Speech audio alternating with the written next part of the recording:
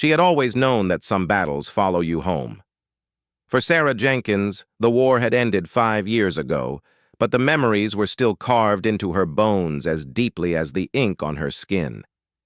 At 34 years old, she had learned to live with the stares, the whispers, and the judgment.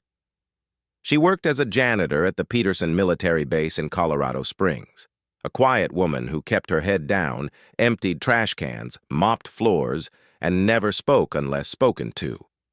The soldiers and officers who passed her in the hallways each day saw only a tired woman in a blue uniform pushing a cart. They did not see the staff sergeant who had once led patrols through the most dangerous corridors of Helmand Province. They did not see the combat veteran who had held her dying friends in her arms. They saw only a cleaning lady. Sarah preferred it that way.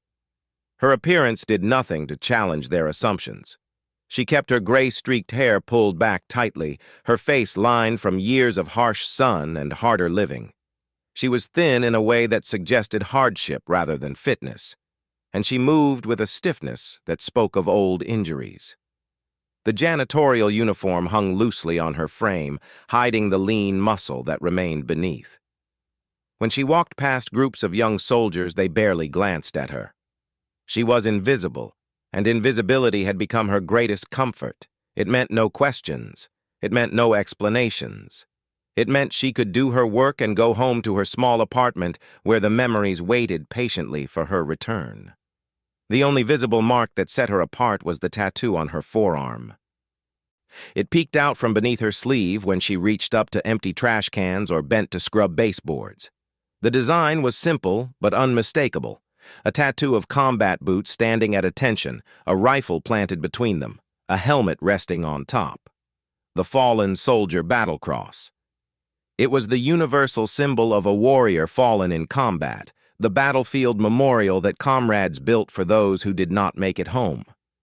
Sarah's version was detailed and precise, rendered in shades of black and gray that had faded slightly with time. Beneath the boots, almost too small to read, were 3 sets of initials, TM, JW, RC. The soldiers who noticed the tattoo often reacted with confusion. They would stare at her arm, then at her face, then back at her arm, and trying to reconcile the symbol of military sacrifice with the tired woman pushing a mop bucket. Some assumed she had gotten it to support a boyfriend or husband who had served. Others thought it was simply decorative, chosen without understanding its meaning. A few asked questions, but Sarah always deflected with a shrug or a mumbled reply. She was not there to tell stories. She was there to clean floors and collect a paycheck. The worst reactions came from a particular group of soldiers stationed at the base. They were young, arrogant, and eager to prove their toughness to one another. They belonged to an engineering unit that had never deployed, never heard a shot fired in anger, never lost a friend to enemy fire. But they wore their uniforms with swagger and spoke loudly in the hallways about missions they had never run and battles they had never fought. Their leader was a corporal named Briggs, a muscular young man with a crew cut and a permanent sneer. He noticed Sarah's tattoo one afternoon as she emptied a trash can outside the PX, and he made sure his friends noticed too. "Hey, look at that," Briggs said loudly, nudging the soldier next to him. "The cleaning lady's got some ink. What is that, combat boots? You support the troops, Grandma?" His friends laughed. Sarah kept her eyes down and continued working. "Maybe she's a veteran," one of them said with mock seriousness. "Maybe she's got a black belt in mopping." More laughter. Sarah's jaw tightened, but she said nothing. She had learned years ago that silence was safer than confrontation. She finished emptying the trash, replaced the bag, and pushed her cart away without acknowledging them. Their laughter followed her down the hallway, but Briggs was not satisfied with a single encounter. Over the following weeks, he made a game of tormenting the quiet janitor. Whenever he saw her, he found new ways to mock her tattoo.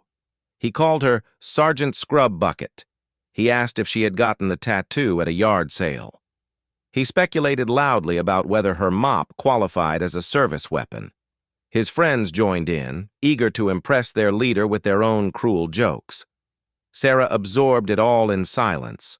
She never complained to her supervisors, never reported them to base authorities, never raised her voice in anger. She simply endured, telling herself that words could not hurt her, that she had survived worse than a few immature soldiers. What they did not know, what none of them knew, was that Sarah had survived things that would have broken most of them in their first week. They did not know that she had enlisted at 18, desperate to escape a childhood of neglect and poverty. They did not know that she had excelled in basic training, earning respect for her quiet determination and physical toughness. They did not know that she had volunteered for combat duty at a time when women were still officially barred from ground combat roles, but found her way there anyway through a combination of bureaucratic loopholes and commanders who valued capability over regulations. They did not know that she had served 3 tours in Afghanistan, that she had been wounded twice, and that she had received the Bronze Star with valor for pulling her wounded squad leader to safety under heavy fire. They did not know that the initials on her arm belonged to men she had loved like brothers. Thomas Mitchell, 22 years old, killed by an IED. James Walker, 24, shot by a sniper. Robert Chen, 21, died in her arms from wounds that no medic could save. Sarah carried all of this with her every day. She carried it while she mopped floors and emptied trash cans. She carried it while young soldiers mocked her in hallways. She carried it home each night to her empty apartment, where she sat alone with the memories and the guilt of having survived when so many others had not. The war had not ended for her. It had simply moved from the mountains of Afghanistan to the quiet corners of her mind, and where it waited to ambush her at unexpected moments. A car backfiring, a helicopter flying low overhead, a dream that always ended the same way, with her hands covered in blood that would not wash off. Part 2. The day everything changed began like any other at Peterson Base. Sarah arrived at 6 a.m., punched her time card, and collected her cart from the supply closet. Her assignment for the morning was the main administration building, a sprawling 2-story structure that housed senior officers, administrative staff, and a large conference room where important briefings were held. She had cleaned this building hundreds of times.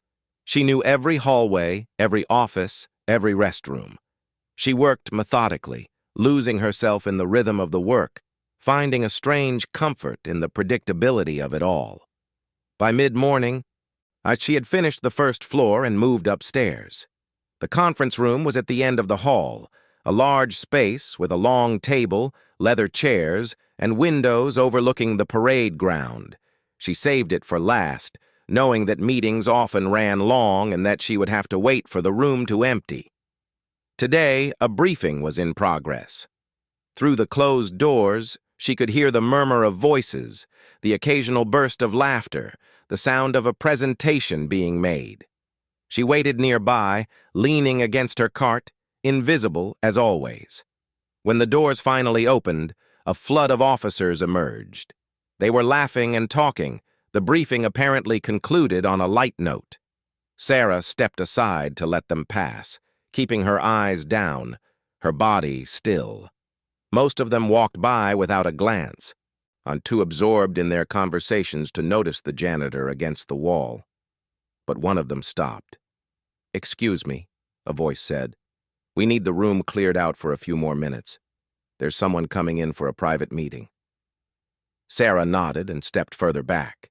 The officer who had spoken was a lieutenant colonel, a man in his early 50s with silver hair and the weathered face of someone who had spent decades in the service. He barely looked at her before turning away to speak with another officer. Sarah waited, wondering who could command such deference that a room full of senior officers would be cleared for a private meeting. She did not have to wait long. A few minutes later, a figure appeared at the top of the stairs, and the atmosphere in the hallway changed instantly. He was a big man, broad-shouldered and solid, with close-cropped gray hair and a face that looked like it had been carved from granite. He wore the uniform of a Navy SEAL commander, his chest decorated with ribbons and medals that spoke of decades of combat service. But it was not his size or his uniform that commanded attention. It was his presence, the way he moved, the way his eyes swept the hallway and took in everything at once, the way every officer in sight straightened slightly as he approached. Commander John Travers had been a SEAL for over 25 years. He had served in every conflict since the first Gulf War, had led men on missions that would never appear in any official report, had buried friends whose names were carved into black granite walls. He was a legend in the special operations community, not because he sought attention, but because his reputation preceded him. Men who served under him would follow him anywhere. Men who served above him trusted him with missions that could not fail. He had come to Peterson Base for a private meeting with a general, a meeting that would determine the future of a critical operation. He was not expecting to encounter a janitor with a tattoo that would stop him cold. As Travers walked toward the conference room, his eyes passed over the woman with the cleaning cart. He almost did not register her, just another support worker doing her job. But something made him look again. Perhaps it was the way she stood, a particular stillness that he recognized from years of operating with combat veterans. Or perhaps it was the way her eyes met his for just a fraction of a second before dropping away, not the fearful glance of a civilian, but the measured assessment of someone who had learned to evaluate threats. Or perhaps it was the tattoo on her forearm, visible now as she reached for her cart. Travers stopped. His eyes locked onto the ink on her skin, and for a long moment he did not move. The officers around him noticed his sudden stillness and followed his gaze to the janitor. They saw nothing remarkable, just a tired woman in a blue uniform. But Travers saw something else entirely. He saw the precision of the design, the way the boots were positioned, the helmet perfectly centered on the rifle. He saw the initials beneath, tiny but legible to someone who knew what to look for. And he saw, in the quality of the ink and the fading of the lines, that this tattoo was not recent. This was not a fashion statement or a trendy design. This was a memorial worn for years, carried through countless days of invisible labor. Sarah felt his gaze and kept her eyes down. She had learned to endure stares, to wait for them to pass. But this stare did not pass. The big man in the dress uniform took a step toward her, and she heard the sharp intake of breath from the officers watching. They could not understand why a SEAL commander would approach a janitor. They were about to find out. Part 3. Commander Travers walked slowly toward Sarah, his eyes never leaving her face. He stopped a few feet away, close enough to speak quietly, but far enough to maintain the professional distance that military courtesy demanded. And the hallway had gone completely silent. Officers who had been talking moments before now stood frozen, watching the strange scene unfold. A SEAL commander, a man who had briefed presidents and senators, who had led the most dangerous missions on Earth, was approaching a janitor as if she were the most important person in the building. Travers studied her face for a long moment. He saw the lines around her eyes, the gray in her hair, the way she held herself with the guarded wariness of someone who had learned that safety lay in invisibility. And he saw something else, something in the set of her jaw, the straightness of her spine despite her obvious fatigue. He had seen that look before, on the faces of men and women who had been to war and come back different. "Ma'am," he said quietly, his voice carrying in the silence. "May I ask about your tattoo?" Sarah looked up at him, and for the first time she did not try to hide. She met his eyes directly, and in that exchange something passed between them. Recognition, respect, the unspoken understanding of two people who had walked through fire and carried the scars. She pulled back her sleeve, exposing the full tattoo to his view. The boots, the rifle, the helmet. The initials that meant nothing to anyone who had not been there. Travers leaned closer, studying the initials. His brow furrowed slightly, and then his expression changed. His eyes widened almost imperceptibly, and his face, usually so controlled, showed a flicker of something raw. He looked up at her, and his voice, when he spoke, was rough. "R.C.," he said. "Robert Chen." Sarah felt her heart stop. And no one outside her former unit knew those initials. No one. She had kept them private, personal, a secret memorial that only she carried. She stared at the commander, unable to speak. Travers took a breath. "I knew Bobby Chen," he said quietly. "He was attached to my team for an operation in 2010. Best damn radio man I ever served with. He saved my life that day. Called in close air support when we were pinned down. Took a round doing it." He paused, his voice thick. "I was there when they medevaced him out. I held his hand while they worked on him. I was told he didn't make it." Sarah's eyes filled with tears. She had not spoken Bobby's name aloud in years. She had not allowed herself to remember that day, that moment, the feeling of his blood on her hands. But now, in this hallway full of strangers, a SEAL commander was telling her that he had been there too. "I was with him at the end," Sarah said, her voice barely above a whisper. "I was his squad leader. I carried him to the bird. I held him while he—" She could not finish. Travers nodded slowly. He understood. He understood everything. The tattoo, the janitorial uniform, the invisible life she had built for herself. He understood because he had seen it before in too many of the men and women he had served with. The ones who came home but never really arrived. The ones who disappeared into quiet lives, carrying their memories alone because they did not know how to share them with a world that would never understand. Without another word, Commander Travers stepped back. He straightened his uniform and then, in full view of every officer in the hallway, and he did something that would be talked about on the base for years to come. He raised his right hand slowly, deliberately, and brought it to his brow in a crisp, perfect salute. Not the casual gesture of one officer greeting another, but the full, formal salute of a warrior honoring a fallen comrade, or in this case, honoring the woman who had been with that comrade at the end. The hallway fell silent. Not the silence of confusion, but the silence of shock. Officers who had mocked this woman, who had laughed at her tattoo, who had dismissed her as beneath their notice, now stood frozen, watching a SEAL commander salute a janitor. And in that moment, they understood that they had been wrong about everything. Part 4. The salute seemed to last forever. Commander Travers held it for a long, deliberate moment, his eyes locked on Sarah's, and conveying respect that no words could capture. Sarah stood rigid, tears streaming down her face, her body trembling with emotions she had suppressed for years. She was not required to return the salute. As a civilian, as a former enlisted soldier, military protocol did not demand it. But something deeper than protocol moved her.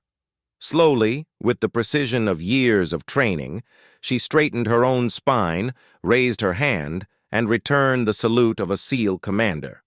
In that moment, she was not a janitor. She was not a tired woman pushing a mop cart.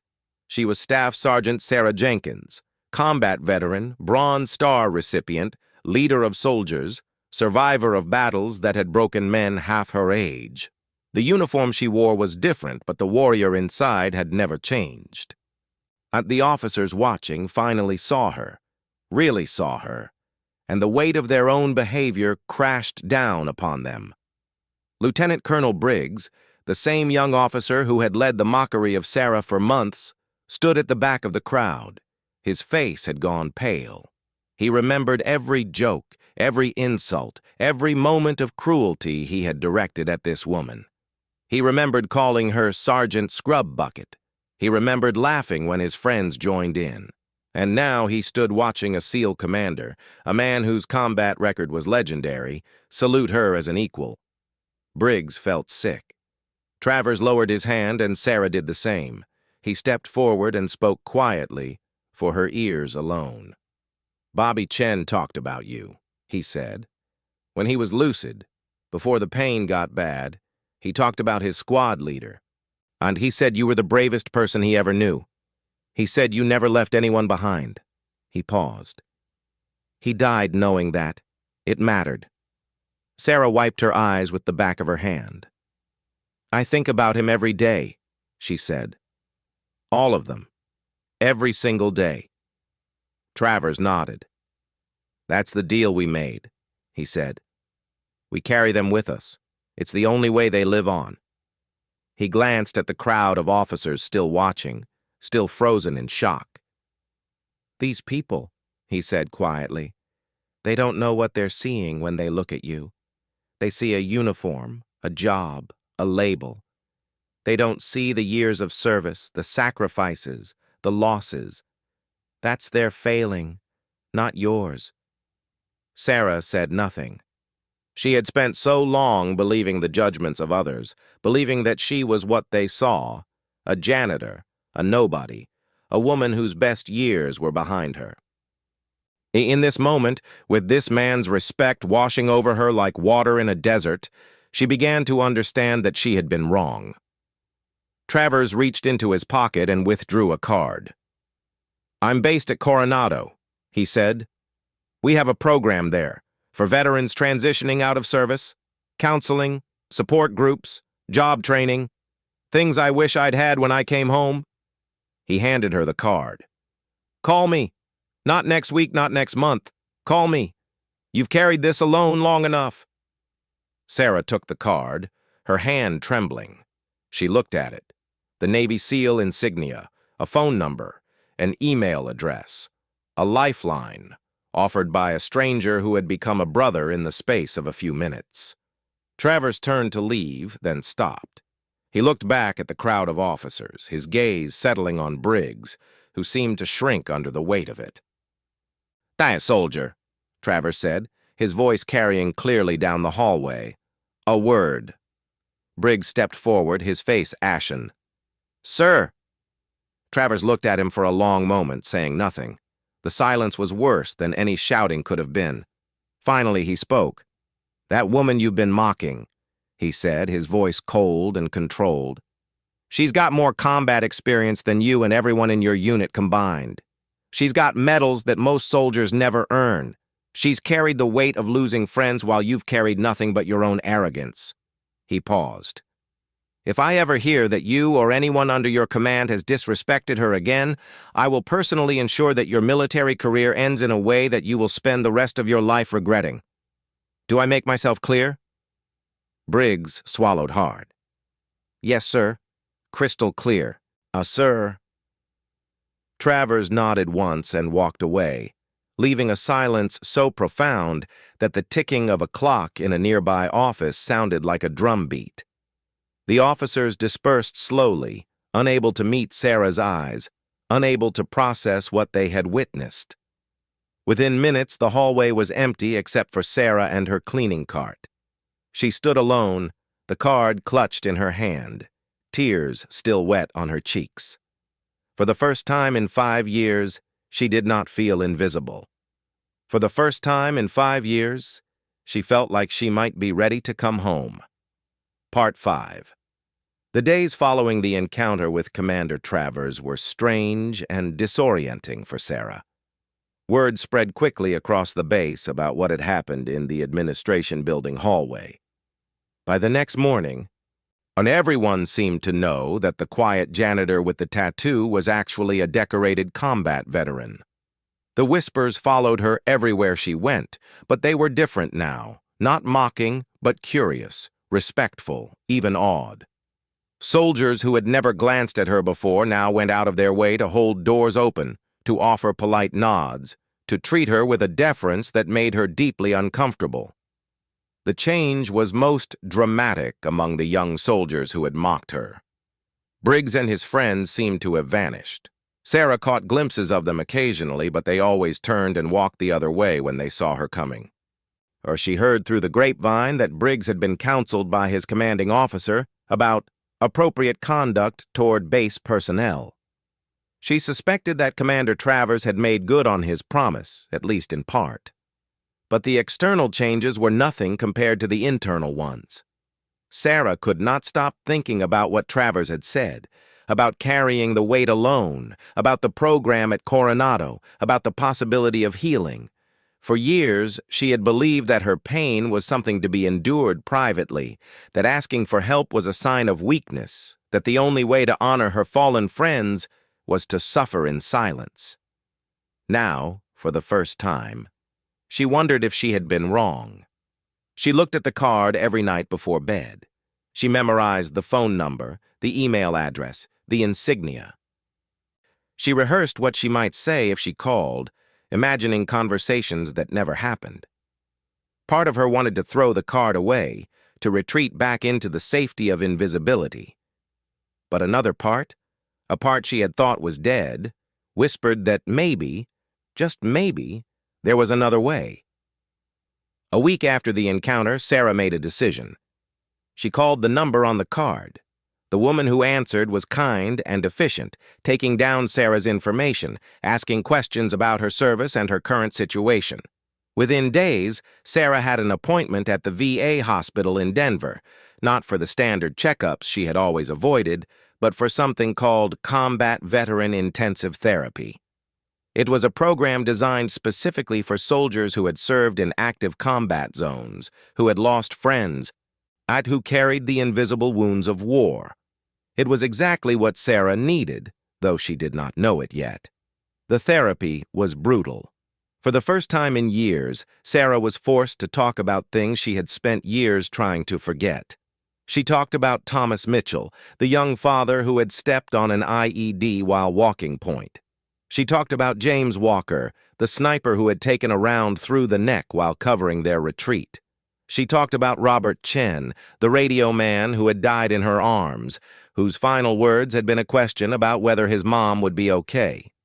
She talked about the guilt of surviving, the nightmares that haunted her sleep, the way she flinched at loud noises and scanned every room for exits and threats. The therapists listened. They did not judge. They did not offer easy answers or platitudes. And they simply helped her carry the weight piece by piece until it began to feel slightly less crushing. They taught her techniques for managing anxiety, for coping with triggers, for allowing herself to feel emotion